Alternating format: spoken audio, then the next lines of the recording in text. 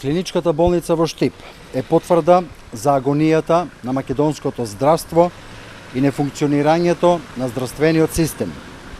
Додека власта на ВМРО ДПМНЕ досега потроши 630 милиони евра пари за споменици во Скопје, Тодоров, кој што го гледаме деновиве опуштен на плажите во Грција, штеди на здравието на граѓаните од цела Источна Македонија. Тодоров е должен да им одговори на граѓаните и на болните од шекерна болест, зошто насилно и неоправдано ги префрла од поквалитетните аналогни на поевтините така наречени хумани инсулини.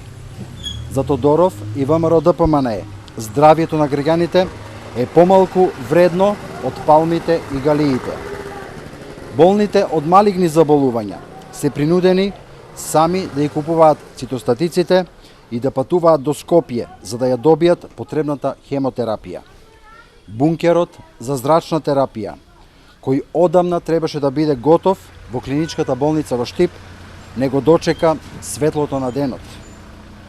После цели 10 години лажни ветувања за реконструкција на постојната или изградба на нова болница во Штип, ВМРО ДПМНЕ се обидува да прикаже дека нешто се превзема. Набавката на апарати стана пандан на спомениците во проектот Скопје 2014. Никој не знае колку точно чинат апаратите и каде таа опрема се наоѓа. Зошто нема дел од опремата? Голем дел од апаратите се уште фаќаат прашина, а дел од нив воопшто не функционираат поради недостаток на потрошен материјал и реагенции. Вреднувањето на трудот на лекарите, како во Штип, така и во цела Македонија, е крајно понижувачки. Проектот Плата по учинок е инструмент како постојано неистомисленици да бидат казнувани, а послушниците наградувани. Стручното усовршување на лекарите во странство е обична приказна, која што во пракса изгледа сосема поинаку. Затоа лекарите заминуваат од Македонија, и тоа 200 лекари годишно.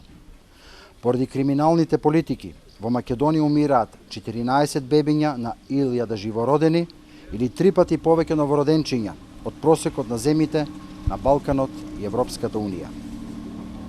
Нема лекови, нема инсулин, ги нема ветените клинички болници, жителите од селата патуваат со километри до амбулантите. Има само жртви од тендер политиките на Тодоров и Груевски, а тоа се граѓаните. Затоа одговорност ќе има.